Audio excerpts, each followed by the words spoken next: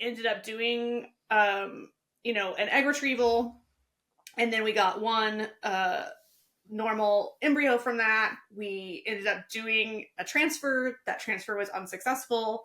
And so, I found myself, then I'm 40 and we have a decision. Do we want to go back and do it again? Or what do we want to do? And it was that moment was really tough, knowing that we did want to have a kid. We decided to go ahead and pursue egg donor. That's Liz, one of so many hopeful parents who reach a crossroads between heartbreak and hope. And she's not alone. I had decided that I was going to, go through the foster care system here in Texas. And me and my partner had a little girl for about 14 months that we were going to adopt. And I'm sure it is the way it is in other states, but caseworkers are so overwhelmed. Mom had signed away her rights 2 months in. And when I went to finalize her adoption, that paperwork was nowhere to be found. And they asked Mom to sign again. And Mom said, no, this is God's way of saying she has a second chance. So I lost her, long story short. Oh. And my partner never wanted to be a dad, ever. I actually broke up with him and said, I want to be a dad. I'm almost 40. And this is the time for me to do it. You're in or you're out. From loss to determination, Brandon's journey reminds us that the path to parenthood isn't always straight, but it's always worth taking. I don't have to feel happy to move forward. That I actually part of this whole process with working with, an agency and having an egg donor, and this whole process is like, I can be sad we can have a setback and I can feel down, and we're still moving forward. So my feelings don't prevent us from getting things done. Because building a family doesn't always feel easy. But even through the doubts, the next step forward is still progress. This conversation is a special one from the early days back when this podcast was called Me, You, and Who. The name may have changed, but the mission's still the same, helping you create a happy family. I think Brian and I are closer now. I love that. It is really, it's been really hard, but through all those difficult things, we worked really well together as a team. I think I'm seeing glimpses of the dad that he's going to be, and that's where I'll get really emotional, but I'm just really excited. In this episode, you'll hear how these hopeful parents faced setbacks, embraced vulnerability, and found hope again through egg donation, proving that sometimes creating a family isn't about how it begins, but how much love it takes to keep going. Enjoy. Just starting off, let's just dive right in. What led you to egg donation, even just being the thing that we're going to do to grow our family? So it's been I don't know. I think for some people it's probably a much longer road than for us to get to egg donor. Yeah. But for us, it started right before I turned 40. Yeah, about a year and a half ago. We were just in a place where we've been married for 10 years and we love each other and enjoy our life. And I think for many years I thought, if we have a kid, that's great. If we don't have a kid, that's also great. Yeah. And as I approached 40, I came to the realization that was not true. Having the kid would be great.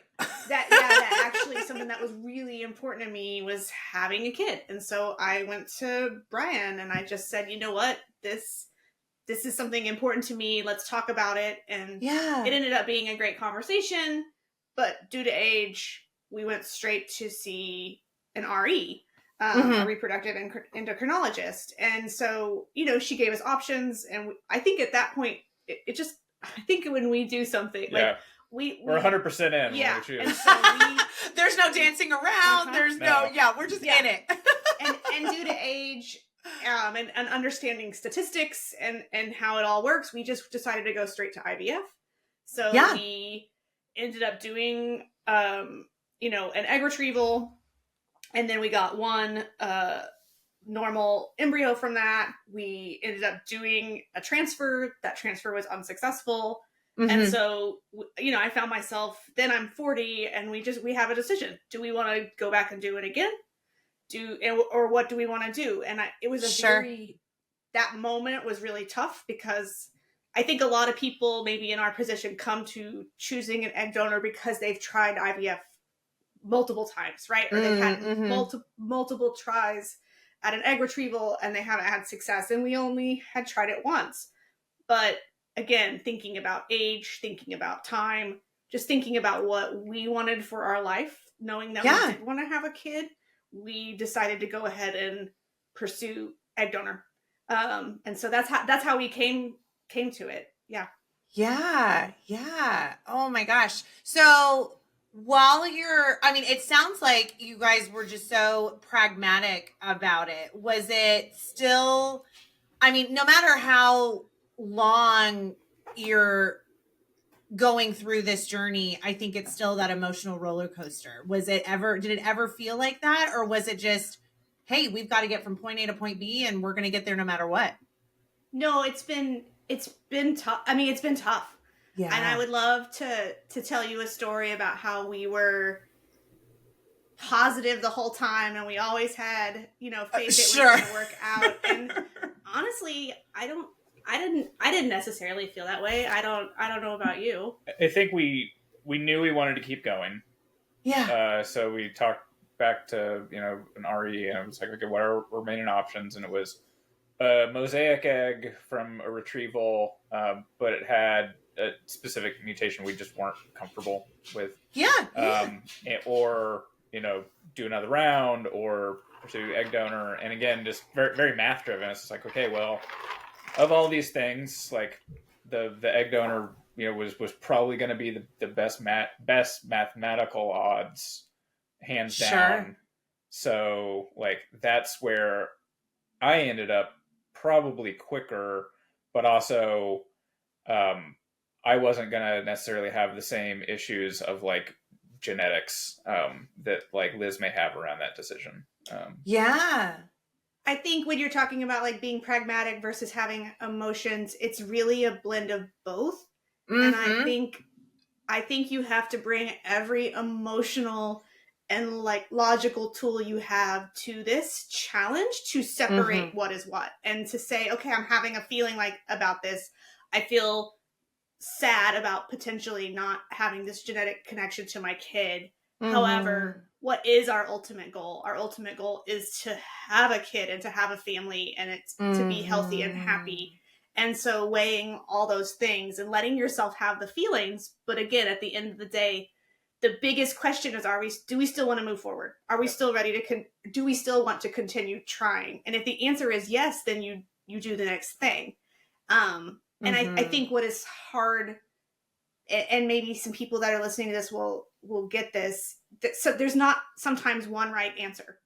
It's not like the clouds parted and a voice spoke and said, you should do this. And this is what is the best path. So we just had to make a choice. And I do think we made those choices. We gave them a lot of thought, and in the moment trying to make the decision, it was really difficult. But once we committed, and then we moved forward, and now that we're here, I will say I don't feel any regrets. It was a long process, and there were many low moments and many setbacks. So many one step forward, two steps back. Oh yes, absolutely. I said that to a friend once, and they were like, "Yeah, but you're still one step ahead." And I was like, "No, you didn't hear me. I said one step forward, hold on. That math didn't math." But that, the other thing I told myself in the middle of all this is that I don't have to feel happy to move forward. That I actually part of this whole process with working with an agency and having an egg donor, and this whole process is like, I can be sad we can have a setback and I can feel down, and we're still moving forward. So my feelings don't prevent us from getting things done. So that's kind of a long answer, but yeah, that's how I'm trying to blend the feelings and the progress, because we were always like something I told myself, because it's so many things you have to juggle, and this happens, and then if this happens, then we do this, but if this other thing happens, then we do this, and yes, we have this date, but if this other thing doesn't work out, then we have to wait. So I really tried to keep it simple. I tried to learn as much as I needed to learn to make the next decision. And that was it. So I was just do the next thing.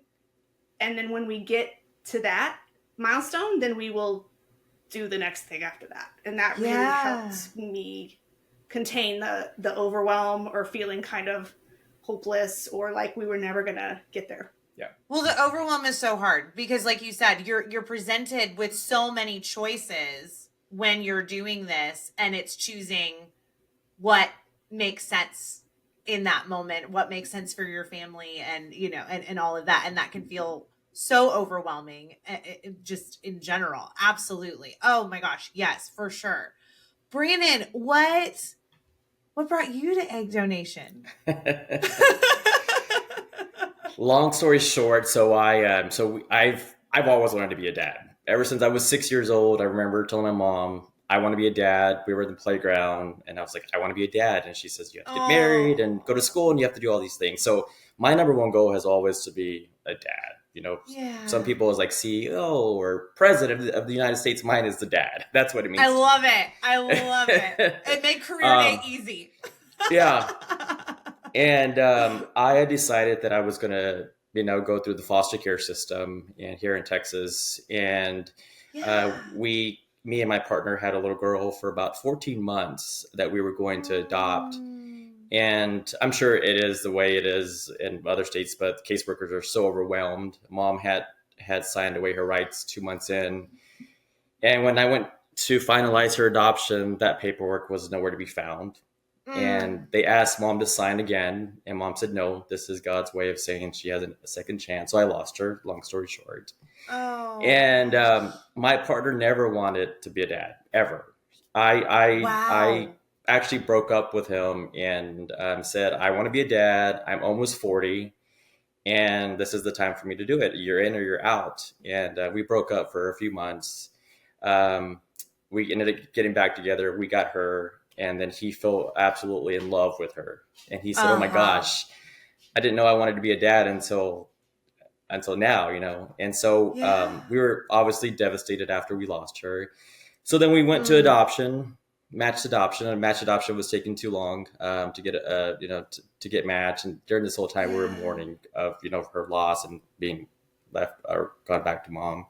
Oh, gosh, And so we started looking at surrogacy, and we thought, this is the best way to go. At least there are so many unknowns, but at least this is kind of more concrete, I guess you could say, versus we may or may not keep the baby, or it's always up to the transferent, up to delivery, but after that, it's kind of here. It's a different kind of wavering, if you will. Right. Exactly. Yeah. So, I was going through, I just kind of Googled egg donations, and I remember being on a plane one day, and there's just so many databases for eggs, and there's some crazy ones out there. I remember being embarrassed, and I was sitting on the aisle row on a plane and swiping through all these women, and I was thinking, man, I'm sure that the person behind me is probably thinking like I'm looking for something else versus an egg, because I have been right there with you as my wife has handed me a laptop and been like, go through this catalog of women. And it's like, this doesn't feel right. Yeah. I mean, and so, and some are very, very provocative, and some are, just like, okay. Some of those photos are, there's something. Absolutely. Yeah. So that's kind of what, long story short, brought us here. But we just adopted a newborn baby. She's 2 months as of yesterday. So. Oh, congratulations! Thank you. Oh my gosh! Obviously, I'm in awe, and it's been great these past 2 months. So. Yeah, you're in all those dad feels for sure. Yeah, absolutely. Oh my gosh. Now we're just ready for number 2 and 3. There you go. I love it. We're moving forward. We continue to just move forward. Yeah, absolutely. It takes more than love to create a family. It takes compassion, courage, and connection. At Egg Donor and Surrogate Solutions, we've spent more than 18 years helping hopeful parents, surrogates, and egg donors create happy families through egg donation and surrogacy, one relationship at a time. Our team has been there. Many of us are former surrogates, egg donors, and intended parents, so we truly understand this journey. If you're ready to take the next step, visit createahappyfamily.com to apply today. All right, let's get back to the show. Okay, so it's funny you said, you're Googling and then all of a sudden there's just all of these databases and now you're swiping through profiles, and I mean, boy, it's like, it's an app that you never thought, that kind of thing. It's definitely very overwhelming. What ultimately, well, first of all, what kind of led you to, both of you, to kind of choose between this idea of using an agency versus an egg bank, and then ultimately what led you guys to Egg Donor and Surrogate Solutions amongst the just so many options out there, especially going to Google? I think, again, I really tried not to learn more than I needed to about anything. Yeah. So when I was talking with my fertility doctor, and we said, I think we want to pursue egg donor. Can you tell us more about that? She ran down cost, a couple other things, and she said, here's two agencies, egg donor agencies that we work with.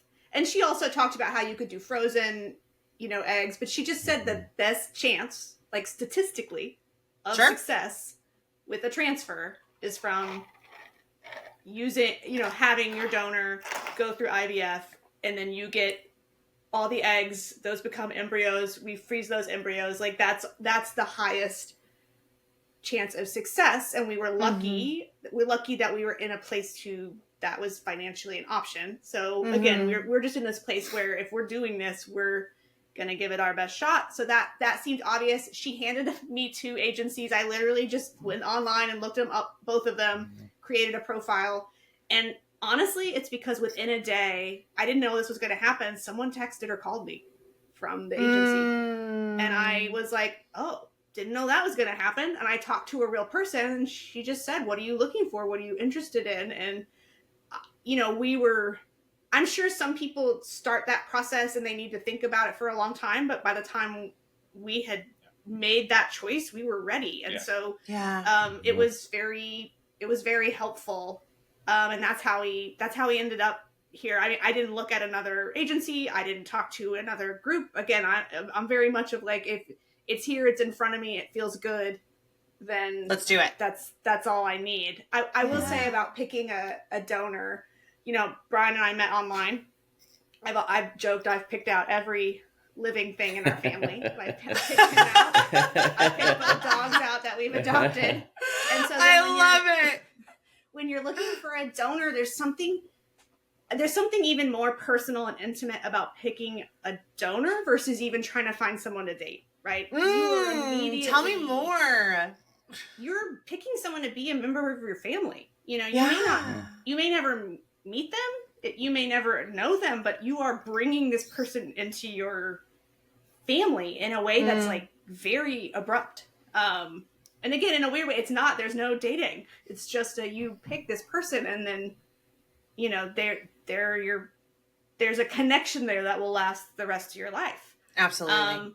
And that wasn't a bad thing. It was just bizarre. It's just a like, Sure. This is a very strange thing to do. And to think, I went on, I hate to say vibes, but like kinda like that's the kid. No, I don't think we hate that. I don't think we hate that though, because I mean, you go off that intuition. You go, because I mean, you can read all day long, but ultimately, it's it's a feeling, right?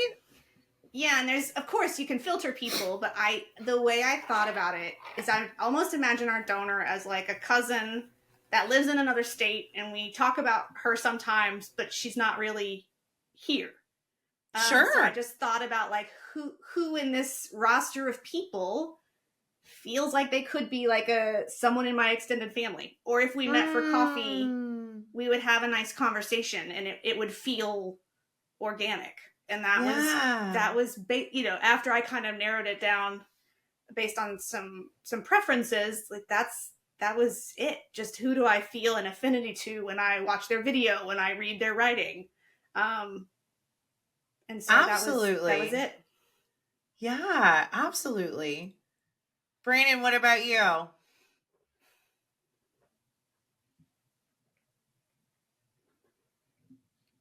You muted.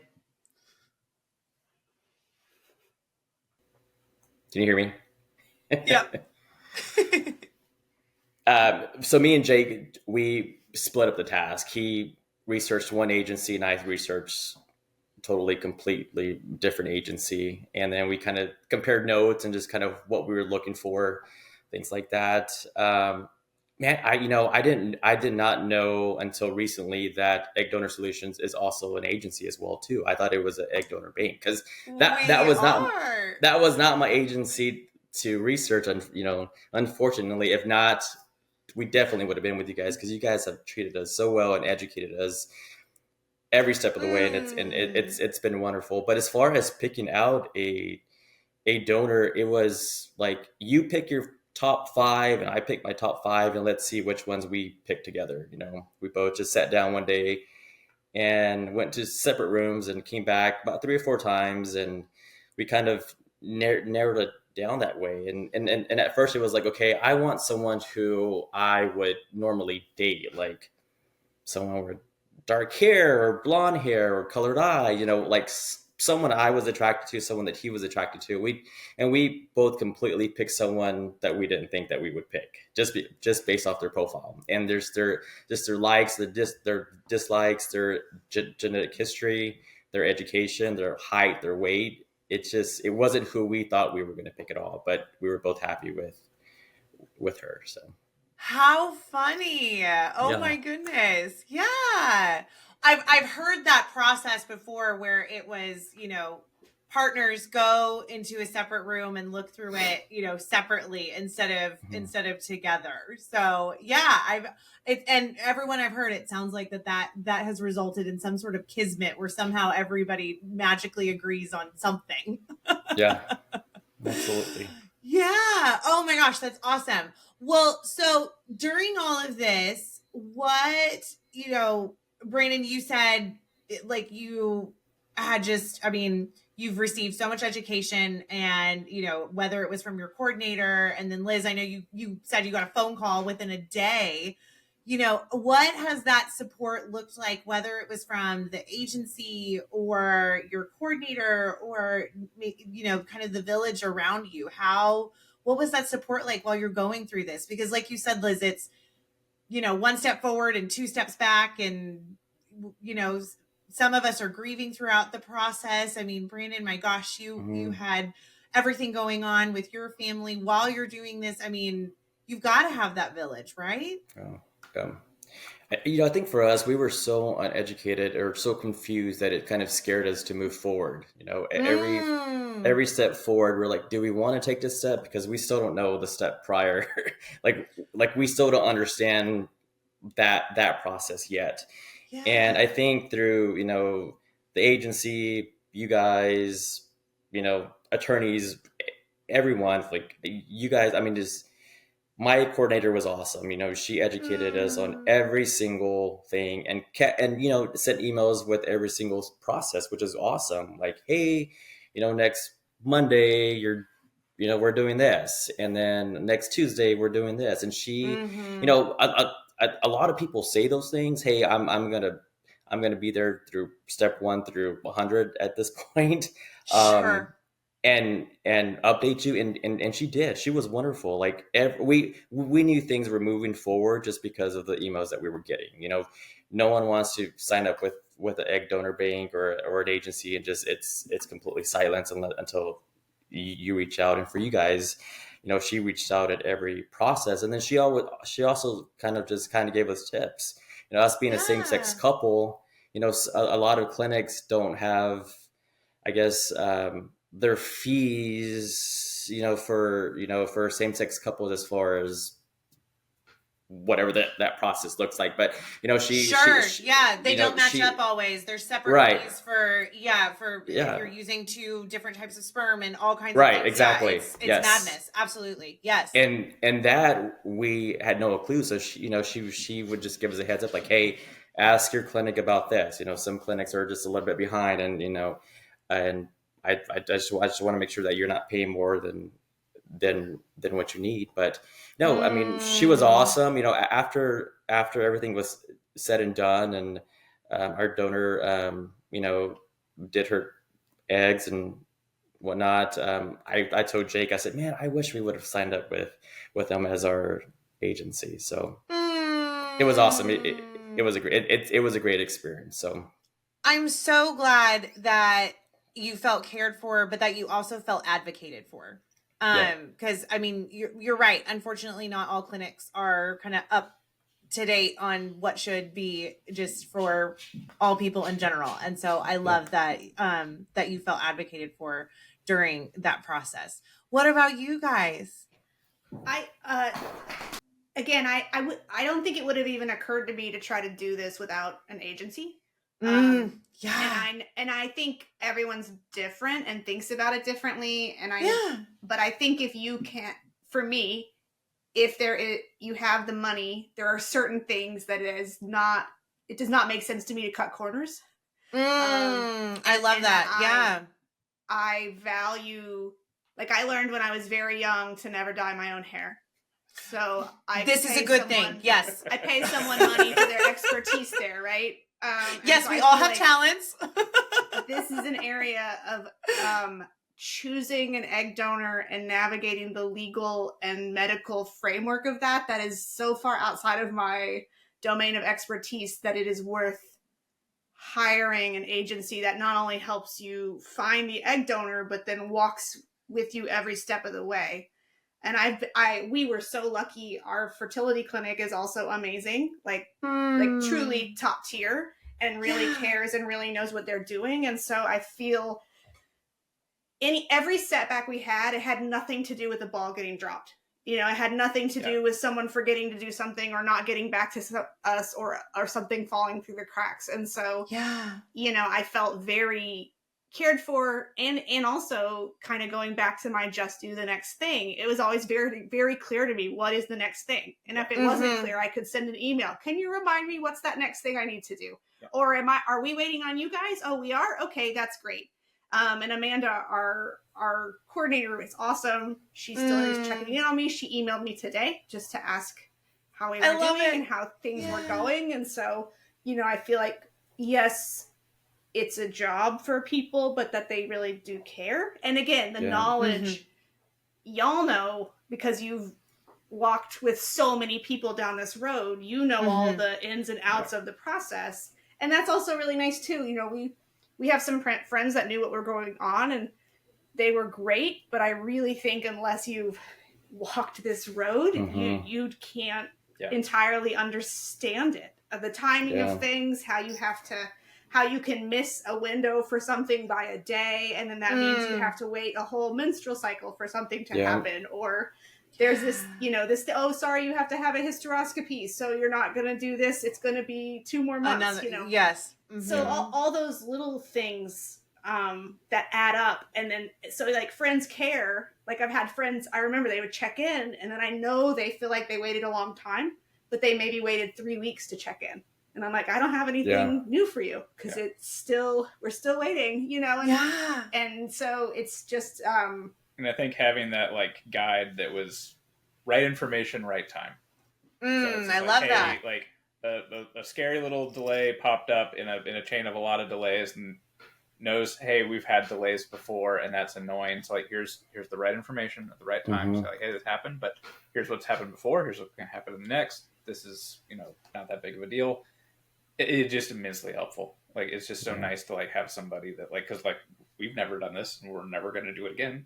So it's like, ideally one of one, and then so like having somebody that's had those swings at the bat and walked that road before, whatever metaphor you want to use there, like it again, immensely helpful.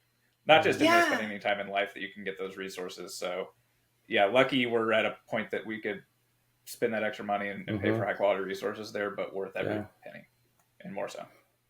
I think it was just, it was definitely the follow up and just the education that you guys provided that made us feel a lot more comfortable in going through this process.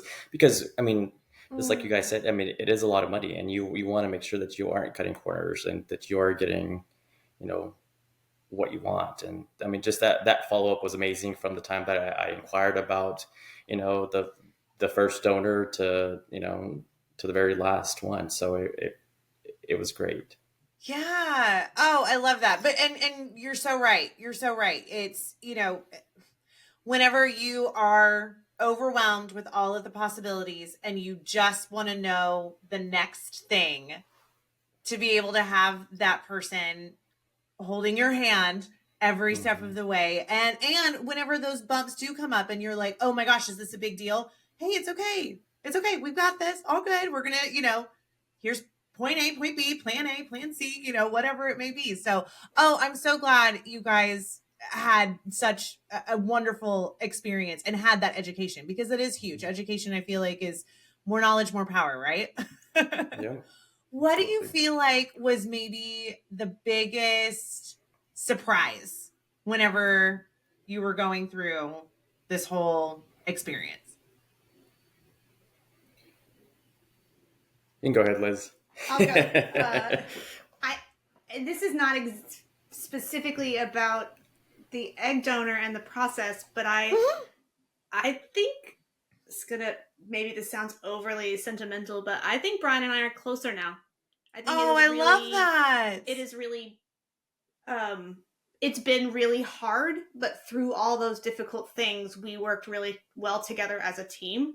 And I think there's just something so nice about having someone to share the grief with. By nice, I mean beautiful. There's something really lovely about that. And that I feel like we're working, we've gotten even clearer on our communication. Just because, there's things we're keeping up with, and then you're starting to think about having a kid and like wanting to hone and sharpen that, and just having tough conversations and sitting with difficult things. I really think it's made our relationship stronger, and it's made me really, I think I'm seeing glimpses of the dad that he's going to be, and that's where I'll get really emotional, but I'm just really excited. And the way I felt supported by him in this process, I think it's hints of things to come, and that makes me really excited. Yeah, my biggest surprise has been the amount of other people in my life that have gone through this journey or something very similar, and just not talked about it, and in whatever way, like, I'm chatty with my friends about things and bad at keeping secrets. So there's just certain people. It's like, hey, why are you bummed out? It's like, well, okay, you want to know why I bummed out today? It's like, because all this happened. And I have found the more that I've opened up with people and shared the hurdles and just that we've been going through it, all kinds of my friends have come out of the woodwork, and they've gone through it. One of them's going through this right now. And it's just been really, really nice to put a little bit of vulnerability out there to kind of share some difficulty and really be rewarded with connection to a lot of people, and just kind of people don't talk about it as much, and I think they should. So that's what I'm going to take with me going forward on this. Oh, I love that. I love that so much. I mean, and you're so right.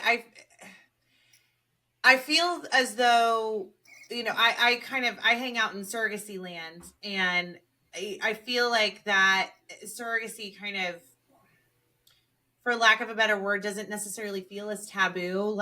Granted, Lifetime movies and People magazine definitely take it and run with it, but it seems a little more, as people talk about it a little more, but egg donation still seems so abstract, so bizarre, like you said, Liz, and and people don't know how to talk about it. And you're so right. The more you talk about it, the more you make it less taboo, the more people, it just becomes commonplace, right? Like, people are doing it, they're just not talking about it.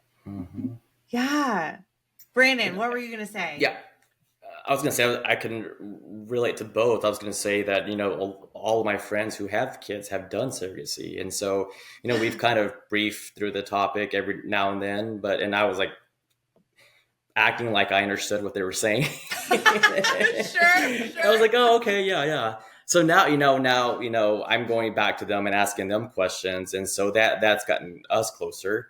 And to Liz's point, me and Jake we've connected on a whole new level, probably this past year that like no other. I mean, Yeah. when people ask how we're doing, I'm like, man, we are on the same page. We are communicating great. And I think to Liz's point, it was just, this process gets, it makes you guys closer.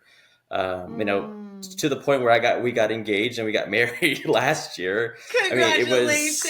It's just crazy when you're just, working on a goal like this, and then just looking towards the future, when that goal actually happens.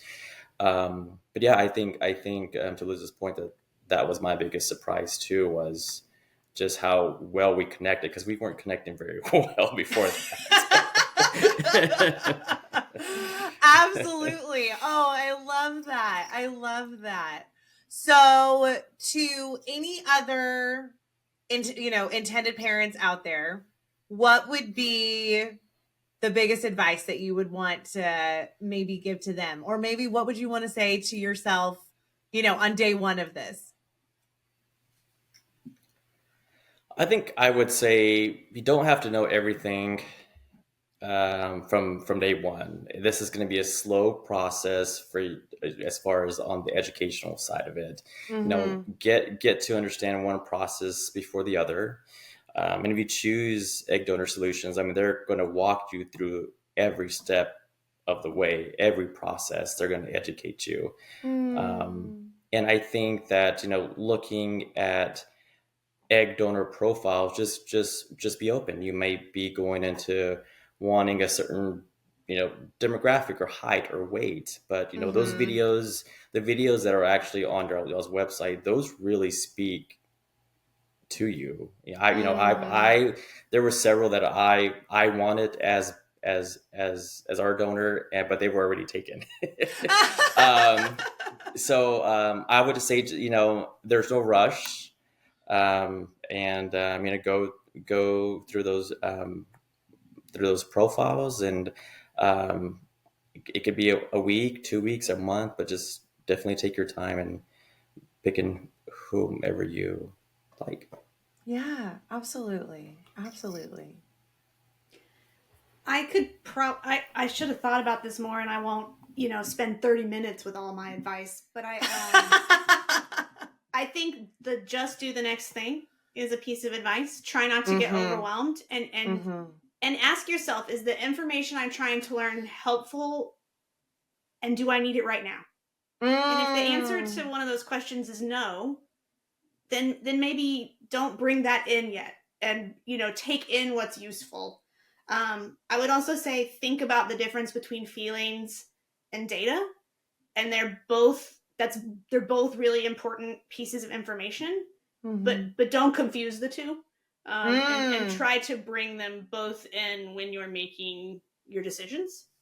And also, I would just say, if you're feeling a little strange about pursuing egg donor, or a little worried about it, or a little sad about it, I think those are all really normal feelings. And I think it would actually be strange if you didn't have some sort of mixed feeling there. It's somewhere in there. And I think as I've gone along, all my concerns, I think they're very normal. And so I'm not worried that I have concerns, but even as we're going along in this process, and the closer we get to actually having a kid, I am finding some of those fears falling away. Some of those concerns about, will I connect? Because I do really feel like, I'm contributing here. The longer I'm pregnant, the more I'm like, I'm doing a lot of work here. Oh, you think so? You think you're doing some work over there? Yeah, I am contributing. Yes, ma'am, I'd say so. So as we go along in this process, I feel like some of those concerns are falling away, and I think in the end we will have baby and then a child, that's who they are. And once they're here, I won't imagine it any other way. And that's, so that will erase some of the, again, on the front end, before you have the good thing, like the kid on the other side, it's just concerns. And you're not yet to the place that you're arriving to. That sounds very esoteric, but you're with the waiting, you're not in the being yet, I guess. And so when you're finally doing it and living your life, I think some of those concerns will fall away. And if not, get a good therapist, work it out. Love therapy. Everybody should do it. Just by the by. Yes. I would just say don't be afraid to voice your concerns and give your feedback, because some of mine were I'm being selfish or I'm feeling insecure, and I was afraid to talk to my spouse about that. But once we did, it was great conversation, and I could move on to the next insecurity that I had. There you go. Yeah. Well, I mean, that speaks to what Brian said about vulnerability, and that's with your spouse and your tribe around you. I'm sorry, Brian, I interrupted you. No, it's just like I agree. I think talking it out is the best policy for all. If you're going through this as a couple, talk it out. If you're going this as an individual, find somebody in your trust tree that you can talk these things out with, because it is just like decisions you are going to have to make purely on statistics and guts and hey, we made there's 3 data points ever for this thing ever in the history of medical science. Make a good decision, y'all. So it's just like you're just going to have to be okay with making some gut choices. And I think being a couple, like talking it out and talking out the weirdness, because like it's the only way, and you'll get it out. And I think you'll find the other person's going through the same weirdness or their own version of it too. I thought of one more. Go for it. And advice to maybe even myself, or, because I was talking about how it can feel weird or you might be sad. But I think I truly believe that there's all kinds of ways to have a family, and family looks different for lots of different people. And we have never lived in a better time for that. Yeah. And so I take a lot of comfort knowing that, yes, will everybody my child knows, will this be the typical? No, but there are going to be more kids out there like them than ever before, and more resources for talking about it. And again, it's, just because you're not like all the other people right next to you doesn't mean there aren't people out there like you. It doesn't mean there's other people out there that aren't different. And so I'm hopeful that this, cultivates an opportunity for empathy and compassion and understanding that there are all types of ways to be a family. Yeah, I've always said it's amazing how we as adults, we tend to make things way more complicated than those kids ever do. Yeah. It was so funny, even talking to my kids, I'm a surrogate. And so they've, I've gone to many a school function where I'm pregnant and it's not their brother or sister. And, they just, their friends are like, oh, you're getting another, you're getting another sibling. No, someone else's. And they just go on. Yeah. Oh, I love that. You guys are so, oh my gosh. Well, okay. My final question. This is a fun one. So for anyone who knows me, they know that I have a very codependent relationship on coffee, and this may or may not be decaf. We'll see. We'll find out. But, I love to always ask, what filled your cup this morning? Literally or figuratively, what filled your cup?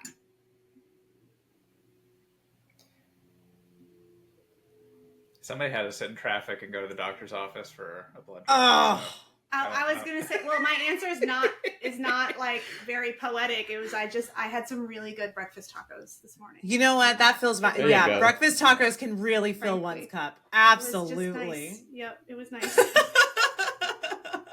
I gave somebody a promotion yesterday, and awesome. I had a meeting today where that person just rocked out and was a great lead after getting that promotion, and you could just feel that he was had wind in his sails. So Oh, that makes you feel good. As a manager, I always take joy when I see things like that. Absolutely. Yes. Oh, I love that. And for me, it's my daughter. I mean, I wake up every morning feeling blessed and great. And even in the middle of the night when she's up at 3 a.m, I'm not complaining about it because this is what I wanted. And my husband's been gone for work out of state all this week. And so it's just been me and her. But every morning I see those blue eyes and she wakes up and we just have a great day. So she's filling my cup. I love that. I love that. Well, thank you guys again for, just giving your time and being willing to share your story and being vulnerable and, just a help to any of those, listeners we have out there who are wanting to educate themselves more. I'm so grateful to you and sending all the good vibes to you, Liz, with, all of the upcoming fun for Liz and Brian, and, Brandon, give, our love to Jake as well as you guys go on to, the next part of your adventure and your growing families. So thank you guys so much. Yeah. Thank you. Whitney. Thank you. Congratulations, Brandon. Thank you. Appreciate it. Good luck, guys. Thank you. All right. Bye-bye.